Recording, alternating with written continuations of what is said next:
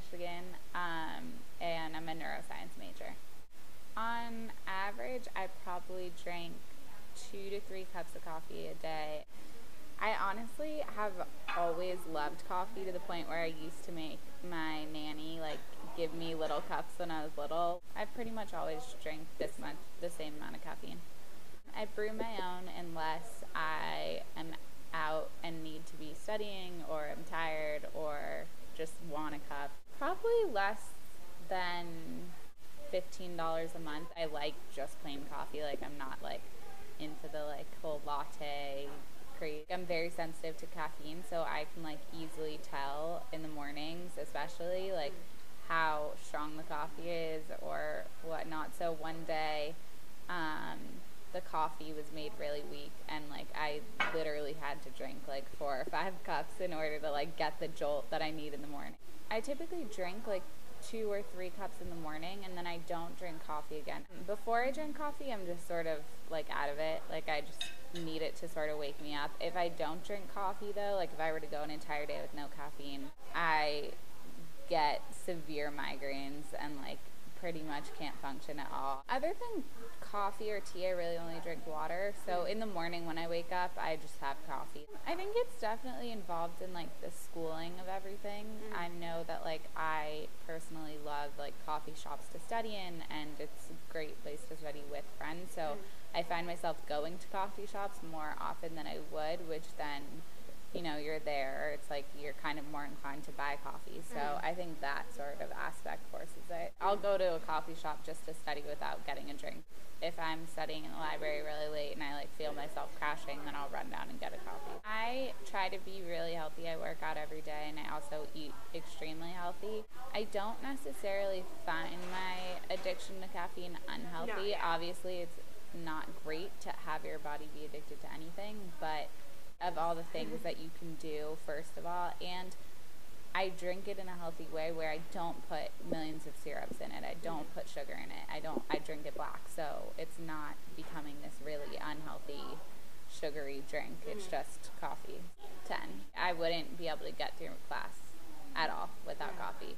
When I like have to be very productive, so during finals, I get a coffee with 3 shots of espresso in the coffee. I'm sensitive to caffeine, clearly, if I like feel that much of an impact of it from every day. So I don't drink any caffeine past, I would say, 4:30.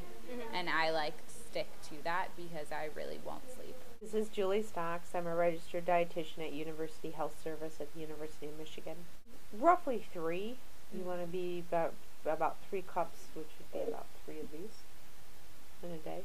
Someone's having just general scheduling issues. They're not sleeping well, going to bed on time, getting up on time, eating meals in a timely fashion. Often a caffeine issue may be in there. They're also very interdependent in eating disorders. Many people with restrictive eating will use high doses of caffeine to mask hunger. It plays down the hunger signal, makes it harder to recognize. If it's in moderate doses, so again, like 250 milligrams to 300 milligrams or 3 cups of coffee, if you want to say, it's fine to have it. It's not going to hurt anything. Moderate doses keeps you a little bit more awake, a little bit more alert. For athletes, and especially long-distance runners, using caffeine can actually increase their efficiency in moderate doses. Only when it becomes really high and dependent, when someone's taking very high doses, they're drinking a pot of coffee, or they're staying up at night using caffeine, or if they're using caffeine pills, or they're using Red Bull or any of those kind of as shooters and doses just to keep them functioning and not paying attention to their own body's signals, overriding them, that they're going to get in trouble. Everything has different amounts of caffeine in it. So it's good to know the amount of caffeine is usually listed on a product. And again, you're aiming 250 to 300 milligrams. It depends on the person too. Most people have a unique response to caffeine. We've all met the person that can drink massive amounts of coffee. They've built up maybe somewhat of a tolerance. It doesn't faze them in the least. They can fall asleep at the drop of a dime. And we've met people who had that single cup of coffee, and if they have that afternoon, they can't go to bed. I know people definitely use it in weight loss products, but we know weight loss products generally don't work that great. I know in the eating disordered world, it's definitely a huge crutch So people will eat restrictive patterns will have high doses of caffeine, very high doses, like living off of drinks. You'll see them always with a drink, and then if they eat, it may be a vegetable. So that's how they interplay that. Sleep, as we all know, when you go to college is sometimes hard to get a routine, 8 hours or more. Often that's embedded in a weight issue. We don't get enough sleep. It'll drive carb cravings. People will begin to struggle with their weight.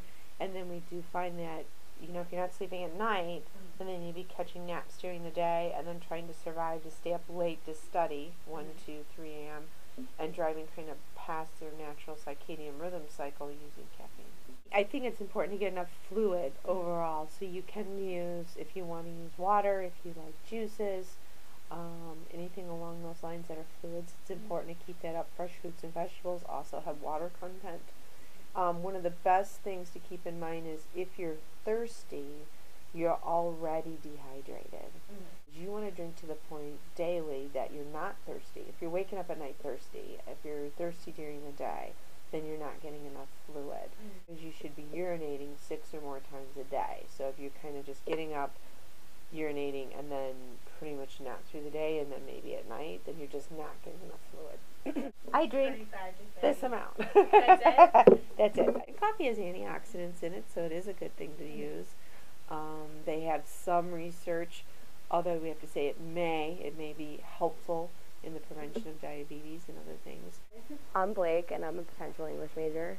I go to Starbucks like 3 times a day, and I order like 4 shots of espresso each time, so that would be 12 shots of espresso a day, depending on what I order, which could range to 8 shots of espresso in one drink. Per day, probably around $15 at Starbucks. How do you feel? That's just a lot.